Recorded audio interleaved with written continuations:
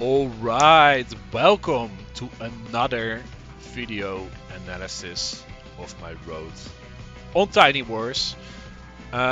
This game was actually played at the same time as my last game. This game finished a little bit later, started a bit earlier. The game versus 0 billion went a bit quicker. So this is a map, people. This map is called Renegade. This is my first experience with something called mixed base maps. What it means, a mixed base map, is basically you have maps all over the place. So usually with all the other maps we've seen so far, I start on one side of the map, my opponent starts on the other side of the map, and then we meet either in the middle or on the side. We basically meet somewhere and then we fight. However, these maps, we both have bases on all sides of the map. So I am red this time. Also, my opponent stole my green. So I have a base in the top left, in the right middle, and in the bottom of the map. Bottom middle of the map. He has in the bottom right, the left middle, and the top middle part of the map. So this means that basically there is going to be a lot more fighting because you can't really sync up your units. It is very interesting to decide where to build units, etc. Now this, like I said, was my first time playing a mixed base map, and my opponent at the time was rated about like 17 something, low 17. Oh, I have to sneeze. Alright, around like basically high 1600, maybe low 1700, and I was only rated like 1440 or something. However, I was still undefeated in both folk and standard, so I didn't really know how much this meant, my rating yet. And yeah, however, I just was very much I was a bit shaky about this map. Like this map is a lot to take in. There is so many, because it's just the nature of mixed based maps. Basically, they are very difficult to play. And yeah, basically we banned all our COs. Calder was easily the best COs left. Like we banned basically all other good COs. So Calder was a bit of a no-brain pick. I definitely banned Calder on this map or afterwards. I was leaving him open because I was like, on this map you are probably Calder's like has a really small area, CO area. So I felt with that and the way the map is gonna play, we're gonna fight all over the place. I just gonna have to run away from the Calder where he uses it. And then I can pick some other CO maybe, was my plan. However, Calder was just easily the best one. So we got to play Calder for the first time as well. And it's a Calder mirror. So my plan from the start was basically I was gonna really try and use these two bases to slowly push this base. This was my plan from the start. I really wanted to get this base because I felt it should be gettable. But yeah, we'll see what's gonna happen. It is a very interesting game. Yeah, let's see what happens. So I am red this time. I'm usually green, but he got to pick colors first. Yeah, we built some infantry, nothing to look at here. So we start capturing. Of course, you start by capturing your opponents. City first. Probably should have built a bike here. I would build a bike these days, but I wasn't a huge fan of bikes when you could build infantry. I really like getting the first tank out, and I still think it is valuable to get the first tank out, but you know, this map just kind of lends nicely for bikes to get like a change like this going. But my plan was to start getting this. This definitely should be the bike to go like this way. But yeah, no bikes. We just have to live with it. He did build a bike over here, and he's gonna go for this chain. Very cool. Yeah, I'm obviously not gonna finish that, but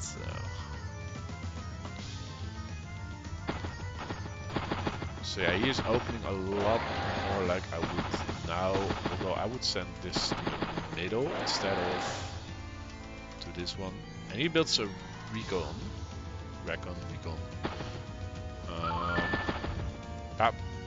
He builds a recon. I remember seeing this recon and thinking, I'm not sure how good it is, but you know, he's really high rated. Maybe I should build a recon as well.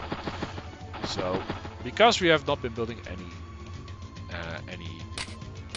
bikes, we actually have a lot of money, so we're able to afford both a tank and a recon. I did realize that this was in range, so it was probably good to build a recon, but if he finishes this, I get to kill a nice little infantry over here. Yeah, and like I say, I wanted to push this area, so I built a tank over here with the intent of going this way.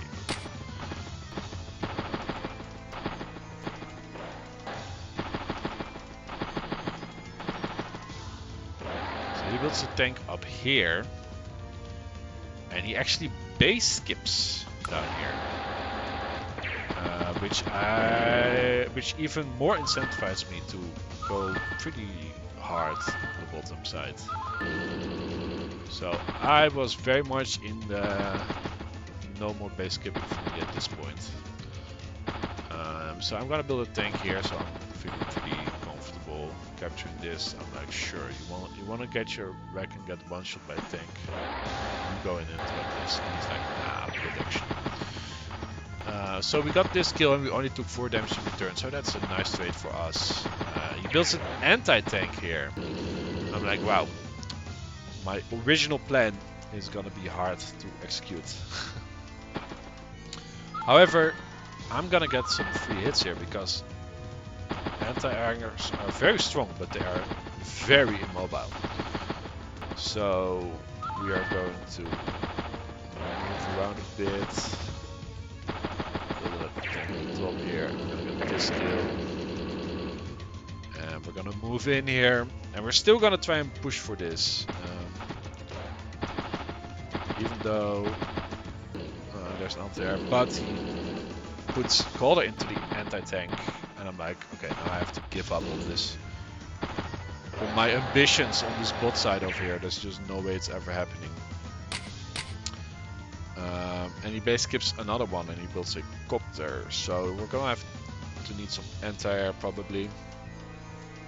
But I'm gonna wait to see which way the copter flies first, I think.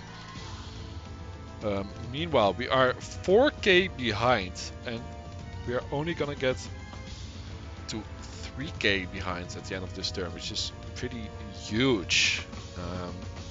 That's a lot of difference. However, luckily, he has been forced to spend a lot of money to put Calder in this. This is 11k to build it, then another 5500 to put Calder in it. So that is more than 2 tanks. So as long as we not fight near this anti-tank, we're gonna have 2 tanks of value more in army probably. And also we notice something here. We notice, hey, if we attack this, if we just attack it, it's not that great of a trade for us, you know. He's gonna heal up, he's on the thing, his mech is gonna close in, he's gonna build another tank probably, or maybe even an anti-tank, who knows. But then we first get some more free hits, because this is still a very immobile unit, so we're able to abuse it a little bit. We realize, hey, we can actually put... Let's show this. I'm not sure why I didn't attack it with this one. I 100% should have put it to at least 2, probably even 1. But I was like, I don't really want him to be able to kill this easier with these 2 units, but he's always gonna kill it with these units, even in the zone. So yeah, I should have attacked this, but this is actually a really nice trap over here. And I'm gonna try and go in the middle as well. And I'm slowly pushing out.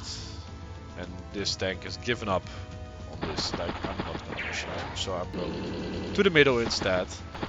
He pushes his anti-tank up really aggressive. I don't want anything to do with this anti-tank. It's just gonna heal. We are never ever gonna kill it.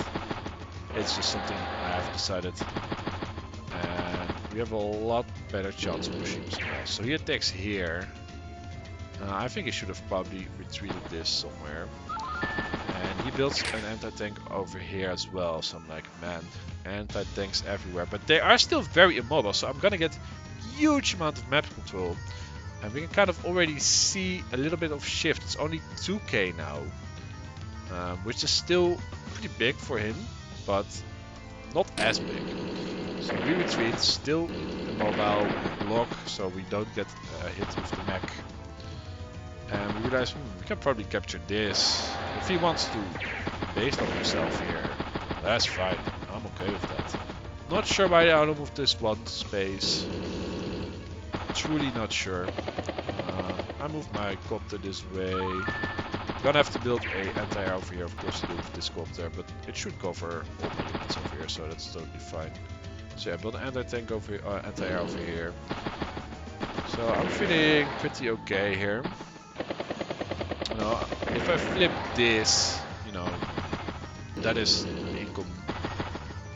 That is almost equal income. If I flip both of these, that's actually a lead here. And I'm trying to capture 3. And I actually get all 3, but then I realized something. You know, why go for the cities when you can go for the, what's it called, for the factory? And we try and kill it. This was actually a wall. It was about 50% to kill it with all 3 units. Got 3 great walls. So yeah, this is looking very nice over here. You know, this is a lot of pressure. I'm not sure we can deal with this. Can't really shoot it. You know.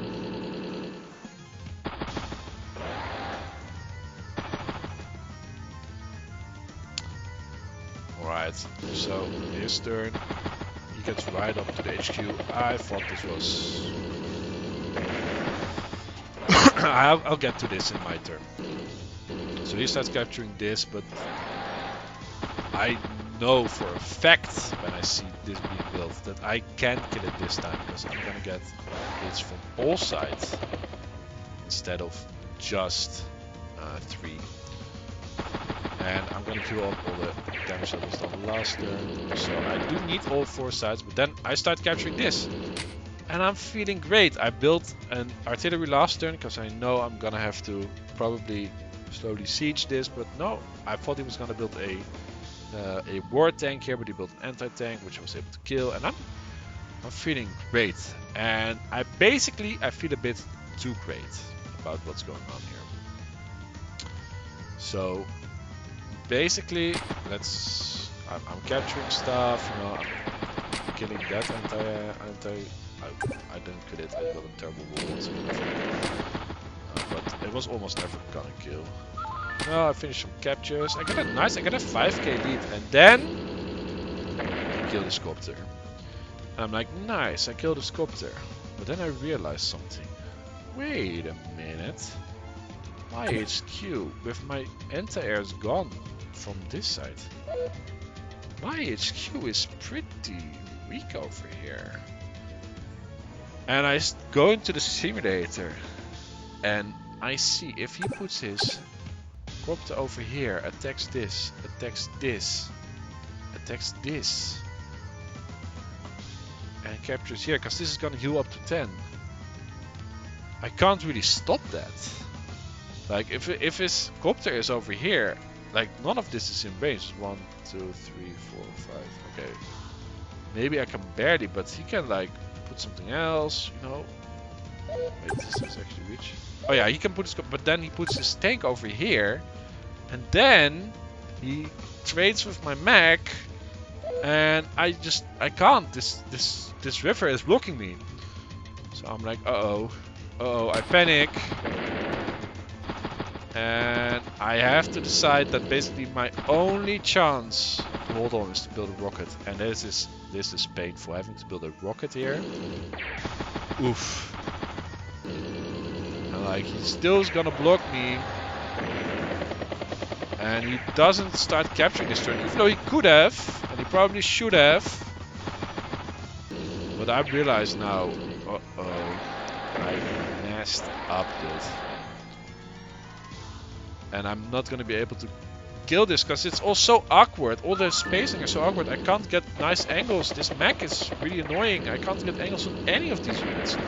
So I start my turn by going for my stuff on the top, setting this up as good as I can to make sure I can start capturing his HQ next turn. Because I realize now this is a fight against the clock. I have to go as quickly as I can. I have to build another rocket. I have to pray it's gonna be fine. I'm gonna delete this unit so I can maybe put my CO in my rocket if it survives. So let's see what happens.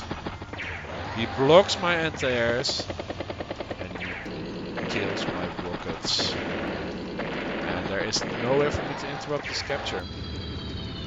Even a bomber coming in. I was thinking of building a bomber earlier, but I didn't quite have the money and I have to resign. So yeah, there's just no way for me to stop this. Basically, if instead of going for this thing, what I should have done is I should have, I think killing this thing was fine. I should have done that, and then I probably should have just gone at this anti-tank from all angles, because I'm winning this so hard. All I need is some time. And like, if I go into simulation here, like, nothing is great on this side, because like I say earlier, a colder anti-tank is very hard to deal with. But if I just go and fully go for it, like, really hurt him, I'll probably do this first, actually. Like, really go and make sure, like, it is very hard for him to block me. And then just build, and this is the important thing, build a war tank to make sure there's no funny business happening here. This tank can't reach any of my anti-airs. Only one anti-air can get hit here this turn. So this copter isn't as impactful. I'm still gonna finish this capture and do everything on the left side here. Probably bring this over here as well. Don't need it over here. You know, build whatever we need. We don't need, probably like move everything this way to try and hold on here. But I didn't. Instead, I did what I did and my issue got captured. So, we lose. Well, this wasn't too bad of a loss because we were 250 points down or something, so we only lost like a little bit of rating. But this was my first loss, actually, on the ladder. First loss on Tinywars. Get it out of our systems. We know we are not invincible anymore, and that is totally fine. Yeah, opponents kind of got a bit lucky. Let's be real. We were really winning on the left side, and then we just saw blood, went a bit too quick on the left. So what we learned from this game mostly is that the games on this maps are incredible. They are so action-packed. I love this map, even though at this point we have a 100% lose rate. Maybe we see in the future if that's gonna change. But yeah, I really love this map. I put a bunch of pressure on the bottom, forced immobile units, abused the immobility of those units to get a bunch of free kills. Even though we were behind on the income lead, we were able to use our huge units advantage to get huge pressure on this base. We were able to take over that base, and we should have basically won from there. However, a bit too quick actions over here made it so we couldn't win anymore. We had a nice, very nice spot from our opponent as well to just go for the HQ at that point. So yeah, I thought this game was very fun, even though we kind of threw it away in the end. I chalk it up to inexperience at this point. I think I was so happy I was starting to capture this base. I just went way too quick afterwards, and I immediately went for this, and I shouldn't have. So we learned to not get impatient when we're winning. Just still take your time. Think, okay, we're clearly winning on the left. He has only 3 units. We're gonna get this base. There is no way he can hold me off. How can I lose this game? And the only way you can lose this game is if we lose the stuff on the right. So I should have realized that and basically, yeah, taken action upon it. So yeah, thank you very much for watching. Our first loss on Tinywars. This was. I'm sure we'll cover more of our losses since you generally learn more from your losses than your wins. But yeah, we were still climbing. It's all good. I didn't feel bad about this. Well, I feel bad a little bit, of course, but I didn't. You know, I didn't think I didn't lose motivation or anything. I thought it was a great game. I think I played pretty well up until the end. And yeah, thank you very much for watching. If you have any questions, let me know in the comments. And see you next video.